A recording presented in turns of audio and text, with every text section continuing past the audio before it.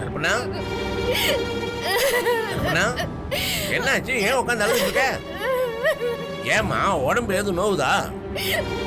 என்னாச்சு சொல்லிட்டேமா. வேதவள்ளி, வேதா வேதா, இந்த பொண்ணு அழுதுட்டு பாரு. சொல்லிட்டேமா வேதா, இந்த பாரு திடீர்னு வெளியே இருந்து உள்ள வந்து உட்காந்து அழுதுட்டு இருக்கான். கேளு என்னாச்சு? நீ கேளுமா, எனக்கு பதிலே சொல்ல மாட்டேங்கிறவன். கேளு. நான் சொல்ல கேட்காம ஹாஸ்பிட்டலுக்கு போய் பொய்யான ரிப்போர்ட்டை வாங்கிட்டு வந்திருக்காளே. நீ ஏமா அமைதியா இருக்கிற? நீ கேளுமா அவகிட்ட, என்னாச்சுன்னு கேளு. வாய திறந்து ஏதாவது சொன்னா தானே தெரியும் என்ன நடக்குதுன்னு. தெரிய மாட்டேங்குது. அண்ணி என்ன ஆச்சு? அண்ணி அண்ணி என்ன ஆச்சு? என்ன பாச்சு? புரியலடா. நான் கேட்டுக்கிட்டே இருக்கேன், அவன் பாட்டு உட்காந்து அழுதுகிட்டே இருக்கிறேன். அண்ணி அண்ணி எதுக்கு நீ அழுறீங்க? என்ன அண்ணா ஏதாவது சொல்லுச்சா? வீட்டுல யாருக்காவது ஏதாவது? அப்ப என்ன நீ? அப்ப என்னப்பா? தெரியலடா, வெளியில இருந்து வந்தா அவ பாட்டு உட்காந்து அழுதுகிட்டே இருக்கிறா. வரும்போது அழுதுட்டு வந்தாங்களா? அண்ணி எங்க போனீங்க? என்ன ஆச்சு? என்னது என்னது இது? டேய், என்ன ஹாஸ்பிட்டல் ரிப்போர்ட் மாதிரி இது என்னன்னு பாடுறா. ஆஸ்பத்திரி ரிப்போர்ட்டா? நான் பார்த்துட்டு அழறா. ஏமா என்னாச்சு? ஆஸ்பத்திரின்னு சொன்னாங்க. எதுவா இருந்தாலும் சொல்லுமா. என்னடா டெஸ்ட்ல சரியா இருக்குதுல்ல? ஏமா கல்பனா மாமாவை ரொம்ப கஷ்டப்படுத்துறாரு.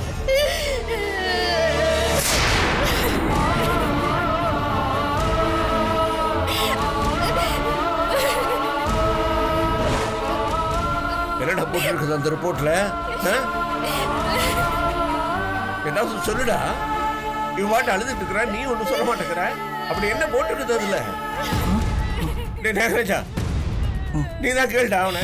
என்னடா போட்டுருக்குது? ஒன்னும் புரியலடா. மாமா இந்த விஷயத்தை எப்படி தாங்கிக்க போறாருன்னு தெரியலையே. சொல்லுடா, என்ன போட்டுருக்குது அதுல? மாமா நீங்க பதறாதீங்க மாமா. எப்படிமா பதறாம இருக்கிறது? ரிப்போர்ட்டை கொடுத்துட்டு இவ அழறா. ரிப்போர்ட்டை வச்சுக்கிட்டு அவனும் பேசாம இருக்கிறான். எனக்கு ஒண்ணும் புரியல, எப்படி பதறாம இருக்கிறது?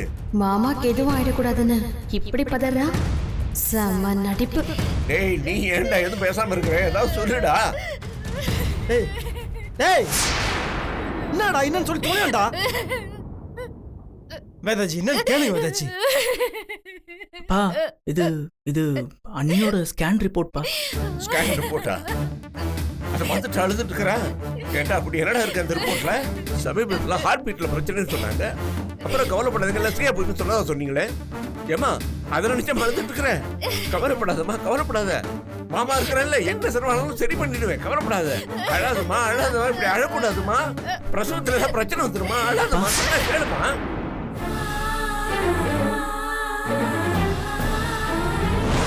அன்னைக்கு ஹோட்டல்ல உங்களுக்கு தூக்க மாத்திரை கலந்து கொடுத்துட்டேன். திரும்ப நீங்க எந்திரிச்சதும் எடுத்துட்டதா போய் சொல்லிட்டேன்.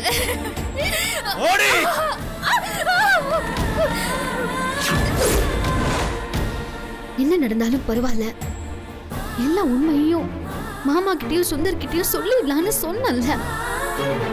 அவ்வளவு சொல்லியும் கேட்காம இப்படி சொதப்பிட்டிய கல்பனா. இங்க மட்டும் இவ பேசின வீடியோவை என் மொபைலுக்கு அனுப்பி வைக்கலனா எனக்கு எந்த உண்மையும் தெரிஞ்சுக்க. சுந்தருக்கு நாம எந்த வீடியோவும் அனுப்பவே இல்லை. ஆனா அவர் நான் அனுப்பினதா சொல்றாரு. பேசாம அவர்கிட்டயே போய் கேட்டுலாமா? இல்லனா நான் தான் அனுப்பினேன்னு கல்பனா என்ன தப்பா நினைப்பாளே?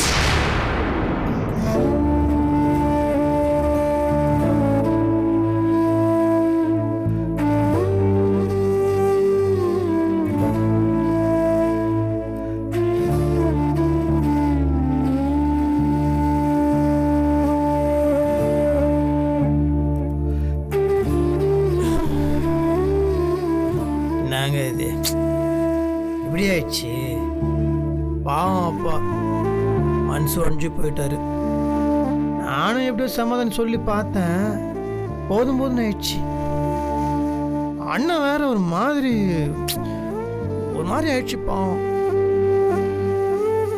அண்ணி ஏன் இப்படி ஏன் இப்படி பண்ணாங்க? அவங்க நம்மளாண்டாவது இந்த விஷயத்த சொல்லியிருந்தாங்கன்னா நம்ம அப்பாண்ட சொல்லி ஏதோ ஒன்று பண்ணி ஒரு மாதிரி ஆயிருக்கும். சொதப்பிட்டாங்க.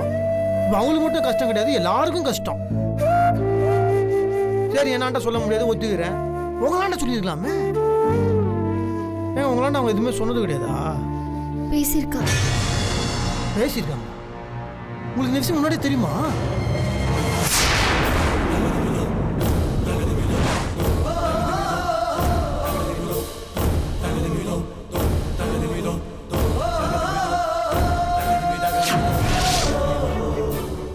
எல்லாத்தையும் ரொம்ப நாளைக்கு மறைக்க முடியாது.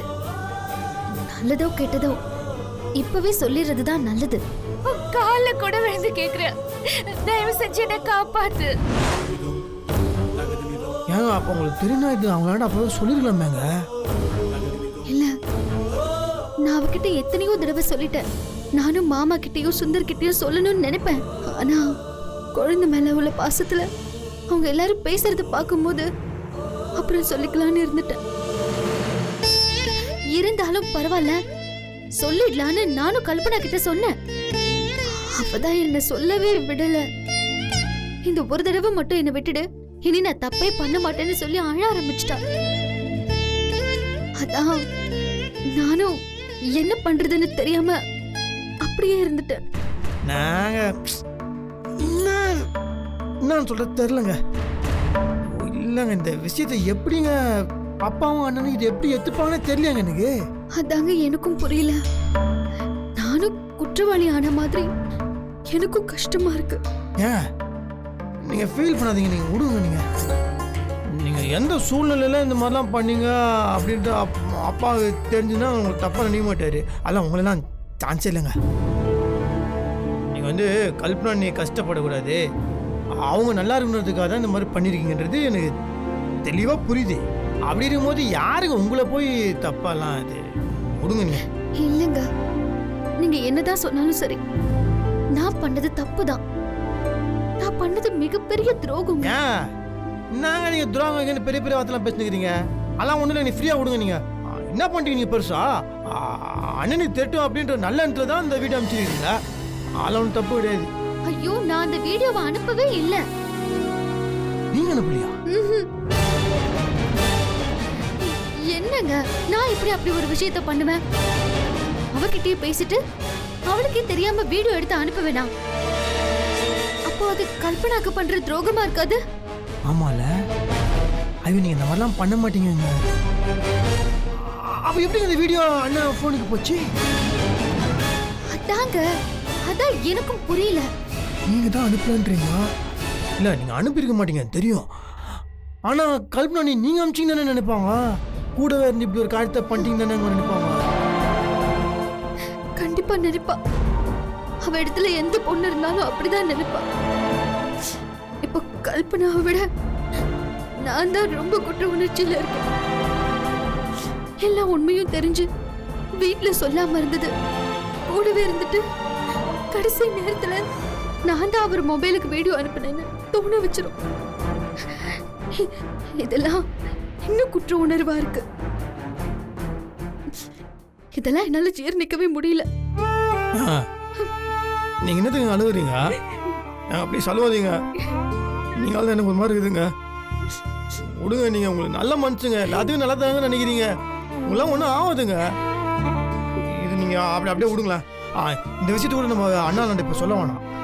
ஆமாம், அது கரெக்டான டைம் பார்த்து நான் அண்ணன்கிட்ட சொல்லிக்கிறேன். எனக்கு தெரிஞ்சு நீங்கள் இப்போ அண்ணிக்கிட்ட பேசிட்டு பெட்டர்னு நினைக்கிறேன். எனக்கு இன்னும் அவங்க உங்களை தப்பாக நினச்சிடுவாங்கன்னு தான் பயமாக இருக்குது. ஃபோன் போடுங்களேன். போடுங்க, நான் சொல்லிருக்கேன், போடுங்க.